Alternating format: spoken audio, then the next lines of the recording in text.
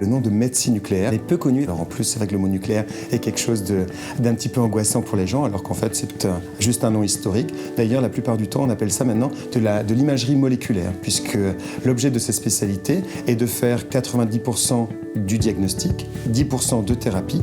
Et dans les deux cas, le principe, c'est l'administration d'un produit qui est donc radioactif, d'où le côté de nucléaire, mais sans danger pour le patient, pour étudier le fonctionnement d'un organe. Historiquement, c'était un des premiers traitements du cancer thyroïdien, mais qui permet aussi de faire le diagnostic des dysfonctionnements thyroïdiens. Actuellement, c'est plus du tout la grande partie de notre activité, qui est beaucoup plus orientée sur la cancérologie, à peu près dans plus de 50% des cas, mais pas uniquement, puisqu'on s'intéresse aux problèmes coronariens, par exemple, ou au niveau des problèmes osseux.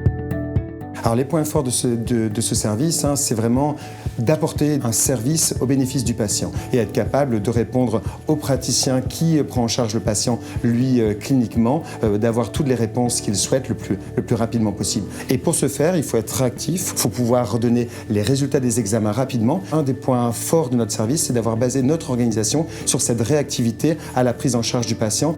La deuxième chose est bien sûr de pouvoir apporter la meilleure technologie au bénéfice du patient. D'ailleurs, un des appareils a été installé pour la première fois dans le monde à Brest. Donc, c'était une première mondiale de ce type de machine. Et de la même manière, de pouvoir ne pas avoir une limite au niveau du produit qu'on choisira. Et on fait même venir un certain nombre de produits par avion d'Autriche pour être sûr que les patients de Bretagne occidentale, malgré leur éloignement géographique, même s'il est relatif, puissent bénéficier de l'examen le plus performant pour soigner leur pathologie.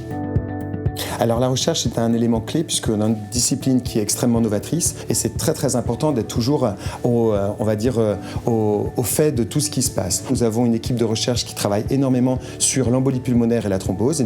Deux autres points qui sont clés aussi, c'est sur le travail glucoarticulaire et sur la cancérologie ORL avec les cancers de la gorge. Nous allons, d'ici quelques semaines, complètement dématérialiser les réponses au compte rendu, encore une fois dans une optique de gagner au maximum du temps pour optimiser la prise en charge du patient et pour lui donner l'opportunité d'avoir un traitement le plus rapidement possible.